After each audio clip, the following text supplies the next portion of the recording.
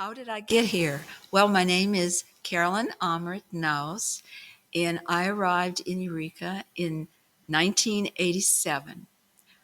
I was a native of New Orleans all my life, and what drove me here is that I got on a bus with my fiance named Mark, and we wanted to find a small little town that had a lot of wilderness and nature around it that we could have a close community all of our lives. And that was our goal. So we were on the bus moving towards Santa Fe, New Mexico.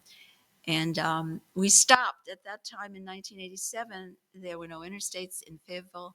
It was a totally tiny university town. The bus stopped at the square in Fayetteville. So we stopped there and we had a half an hour. And I said, "Oh, Mark, we've got to look at this little square," because I'd never been in Arkansas and we were passing Arkansas up. So just as we walked in the square, a dear friend of mine that I hadn't seen in 7 years in New Orleans happened to be in that one half hour at the square. His name was Roy Abear.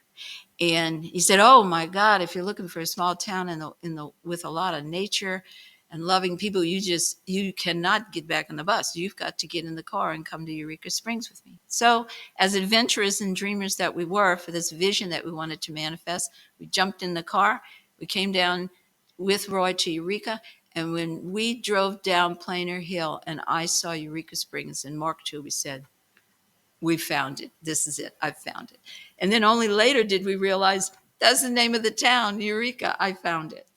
Um, I had been a professional for a number of years in my life. My background was in teaching and working in social services.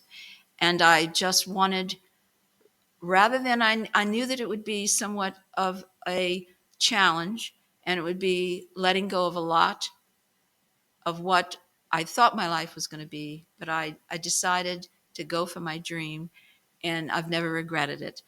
You've got to really want to be here, and I guess the best way I can describe it is that I chose a lifestyle rather than a total mainstream career, and it's been wonderful ever since. And I've been here at least 35 to 40 years, a long time.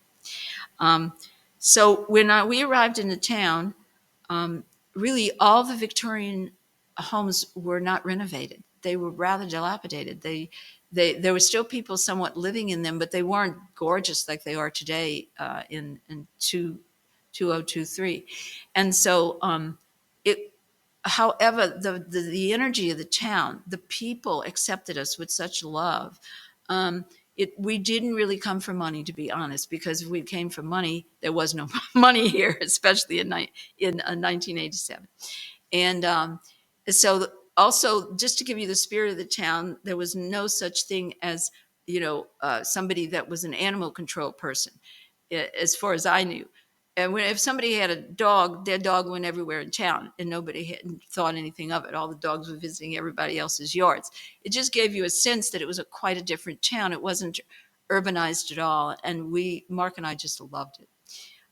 The other thing about it is, which was unique, was if someone was dating somebody in town, and then we had very few post persons at the time that delivered mail, and they knew that a relationship had changed and somebody else was dating someone else, they might even deliver it to the other person's mailbox. The grapevine was so tight that the post person might deliver it to someone else's mailbox that had switched who they were dating. So it gives you a sense of what kind of town it was. It was quite laid back, not urbanized at all, and we totally loved it. When we got here, we heard that there was a red schoolhouse, an old red schoolhouse that used to be in the 40s, the schoolhouse of the folks that lived in Eureka, the children.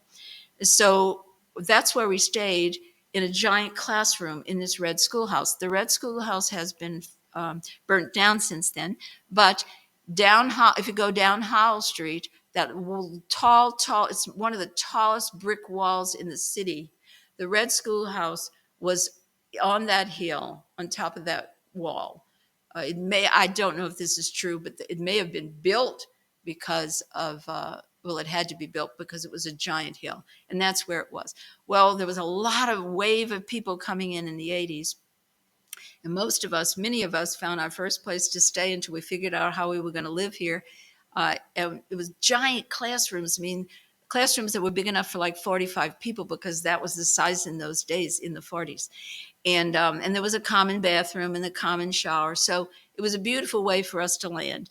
And it will surprise everybody, but it was $50 a month to land in Eureka in 1987. So we thought that was a real gift as far as getting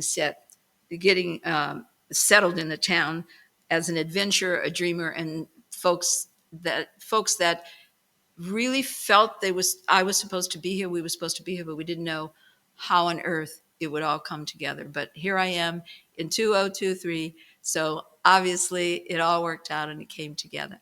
The other thing that attracted us is the springs and the sacredness of the natives and how they used the springs years ago.